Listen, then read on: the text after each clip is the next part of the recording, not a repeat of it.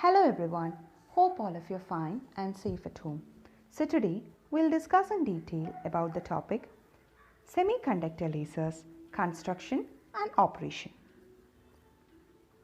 So first of all, what is the full form of a laser? Light amplification by stimulated emission of radiation. Now there are different types of lasers. Let's see one by one. First, solid laser. The example is ruby laser. Second, gas laser. Helium neon laser is an example of gas laser. Third, liquid laser. Dye laser is the example of liquid laser. Fourth, semiconductor laser. Gallium arsenide, gallium phosphide, etc. are examples of semiconductor lasers. Next, let's discuss in detail about the semiconductor laser. We have already learned about the helium neon laser, ruby laser, etc. The semiconductor laser is actually similar to these. By definition, a semiconductor laser is a device that causes laser oscillations by flowing an electric current through semiconductor. This semiconductor laser is a solid state laser. The active region in this semiconductor laser is the p-n junction. So these are the three main points regarding the definition of semiconductor lasers. Next, about the properties of semiconductor lasers. Semiconductor lasറിന് മെയിനായിട്ട് 5 properties ആണുള്ളത്. First one, in semiconductor lasers, the transitions are associated with the band properties of material. അതായത് മെറ്റീരിയലിൻ്റെ ബാൻഡിൻ്റെ പ്രോപ്പർട്ടീസിനനുസരിച്ചിട്ടാണ് semiconductor ലേസേഴ്സിൻ്റെ transitions നടക്കുന്നത്. Second one is semiconductor laser is very compact in size. Semiconductor lasers വളരെ compactable ആണ് സൈസിൽ. അതിൻ്റെ സൈസിൻ്റെ range എത്രയാണ്? 0.1 millimeter long ആണ്. Third one, the spatial and spectral characteristics of semiconductor lasers are strongly influenced by the properties of the junction medium. ഇതിൻ്റെ ഈ semiconductor ലേസറിൻ്റെ സ്പേഷ്യലും സ്പെക്ട്രലും അതായത് spectral characteristics എല്ലാം ഡിറ്റർമിൻ ചെയ്യുന്ന ആരാണ്? ഈ ജംഗ്ഷൻ മീഡിയത്തിൻ്റെ പ്രോപ്പർട്ടീസാണ്. Okay. Fourth one is modulation at very high frequencies can be achieved. ഈ ഹൈ ഫ്രീക്വൻസി മോഡുലേഷൻ ആണ് ഇതിൻ്റെ one of the main property. ഇതെങ്ങനെയാണെന്നുള്ളത് നമുക്കതിൻ്റെ കൺസ്ട്രക്ഷനും വർക്കിങ്ങും കാണുമ്പോൾ മനസ്സിലാവും. അടുത്തത് efficiency is very high, it is greater than 90%. ഈ സെമി കണ്ടക്ടർ ലേസറിൻ്റെ എഫിഷ്യൻസി വളരെ കൂടുതലാണ് ബാക്കി ലേസേഴ്സിനെ വെച്ച് കമ്പയർ ചെയ്യുമ്പം. അത് 90%-നെക്കാട്ടും ഗ്രേറ്റർ ആണ്. ഈ ഒരു 5 പ്രോപ്പർട്ടീസ് കൊണ്ട് സെമി കണ്ടക്ടർ ലേസേഴ്സ് നമ്മൾ ധാരാളമായിട്ട് നമ്മൾ ഉപയോഗിക്കുന്നുണ്ട്. Okay. Next is about the lacing requirements. There are 3 main requirements for lacing action to take place. First one is direct band gap. Second, population inversion. Third, optical resonant cavity. ഇതിൽ direct band gap എന്താണെന്നുള്ളത് detail ആയിട്ട് നമുക്ക് പറയാം. Population ഇൻവേർഷനും optical resonant ക്യാവിറ്റിയും ബാക്കി രണ്ടുപേരെ എടുക്കുന്നുണ്ട്. Before we start talking about lasers, let's see the difference between direct and indirect semiconductors.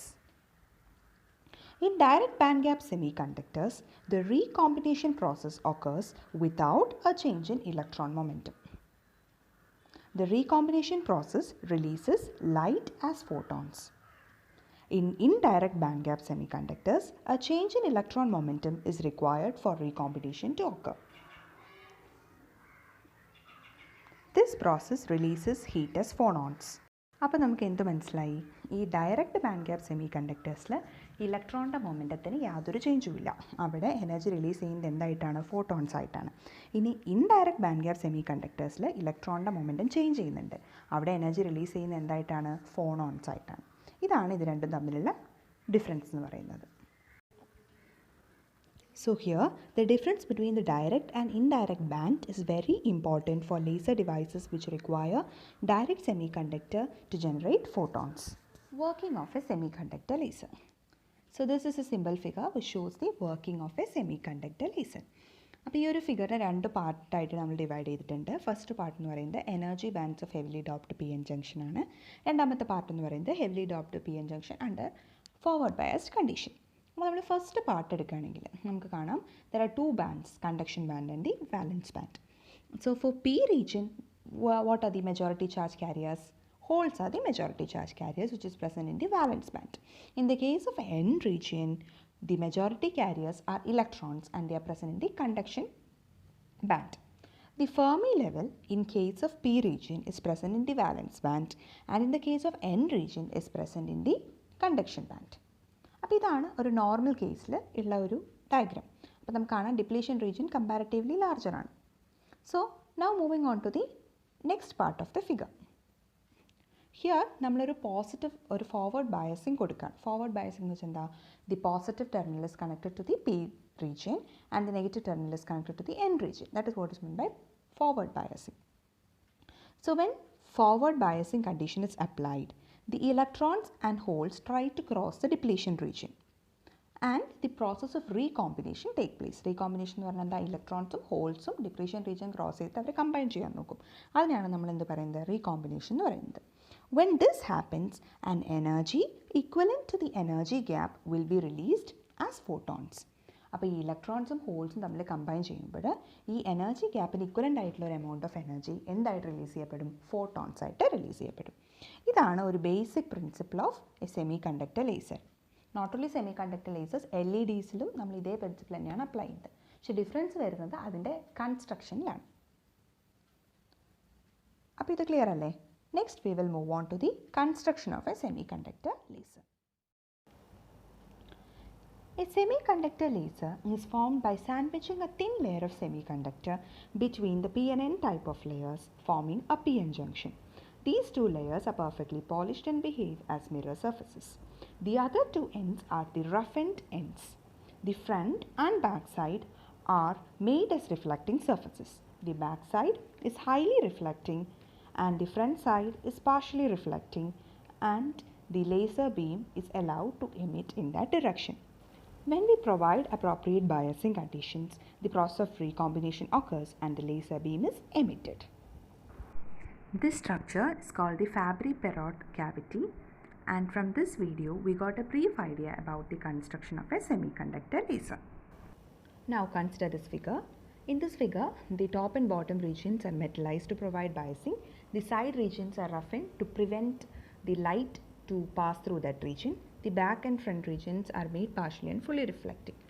ഇതൊക്കെ നമ്മൾ പറഞ്ഞു കഴിഞ്ഞു. അപ്പോൾ ഇവിടെ when we provide appropriate biasing, the holes and electrons recombine and the energy will be released as photons.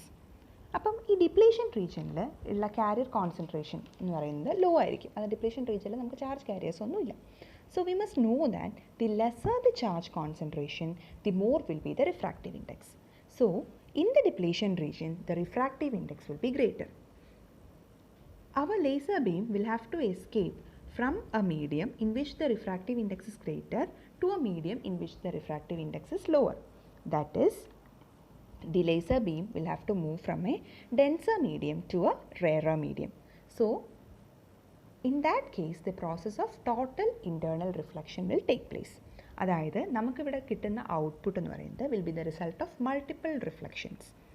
ആ ഒരു രീതിയിലാണ് നമുക്കിവിടെ ലേസർ ബീം സെമി കണ്ടക്ടർ ലേസറിൽ ഔട്ട്പുട്ട് ഉണ്ടാകുന്നത്. Also here since the output is a result of multiple reflection, നമുക്ക് കിട്ടുന്ന laser beam എന്തായിരിക്കും? Broader ആയിരിക്കും. മാത്രമല്ല ഇറ്റ് വിൽ ബി ഡൈവേർജൻറ്റ്.